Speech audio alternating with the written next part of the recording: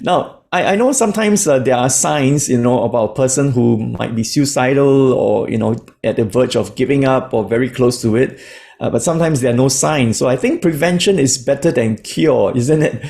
What are some of the preventive things you think we can do as families, whether there's a risk of suicide or not, whether there's a risk of your children even, getting into depression. I think, there's some things we can do, I'm sure, to just prevent all this from happening.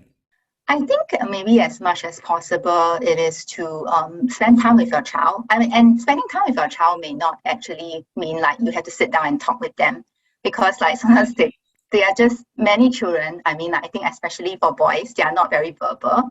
Yeah. So I think like once you do spend time with them, your child knows that you genuinely care for them. Then if they have any concerns, then they would more likely feel safe to like share it with you.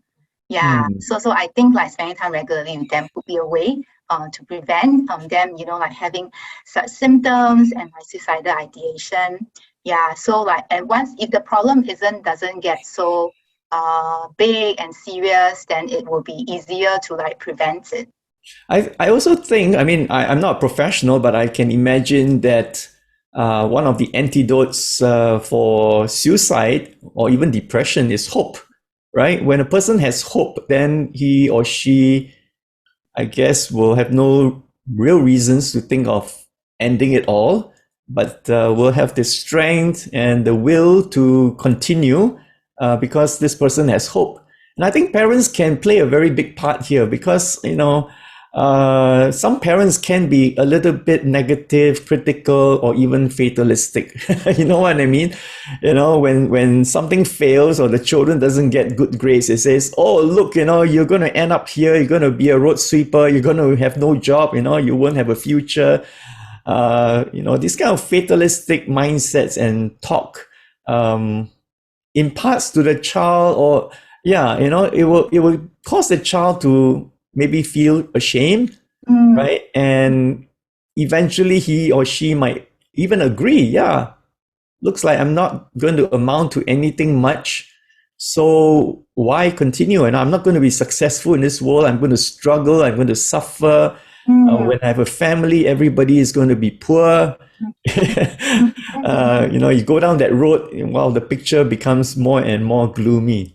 Yes, yes, that's right. I do agree. Yeah, when you think that there is very little hope in continuing and doing what you're doing, then they might then think that there's little purpose in living, and that could contribute to having like suicidal ideation.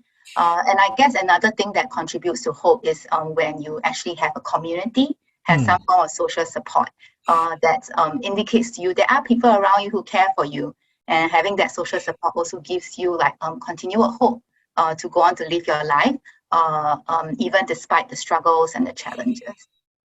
Well said. I think you raised a very important point, and that is, as they say, it takes a village to raise a child. In our modern day society, a lot of emphasis is placed on the nuclear family.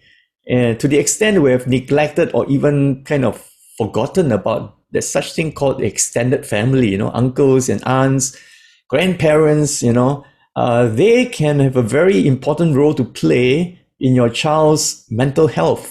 Don't neglect that, all right? Let your child have relationships with these people in your lives, in your families, neighbors, right? Relatives, because, if your child is not open to speaking with you as a parent, well, your child might be open to speak with one of your relatives, one of his relatives, Mhm. and any lifeline is important, right? Like they say, a drowning man will cling to any straw, right? So as long as somebody is able to throw the child a lifeline, I Mm. think that would be valuable. Yes, absolutely agree with that. And also another support, form of support for the child is also their friends. So for parents, I think it would be helpful to actually know some of your child's friends, Hmm. know which ones are more like, like pro-social influencers, and also like try to like communicate with them to get them to provide some support to your child if you're worried about your child. Yeah. That's right. Mm. Wow. Okay. I think we have covered nearly everything I can think of. So Xinying, thank you for taking the time to share with me and all the parents out there about how they can spot and help their children who might be experiencing depression or thinking of ending their lives. And if parents feel that they need further help, please do not hesitate to reach out to the Counselling and Care Centre. The link will be put in the notes. All right. So please reach out.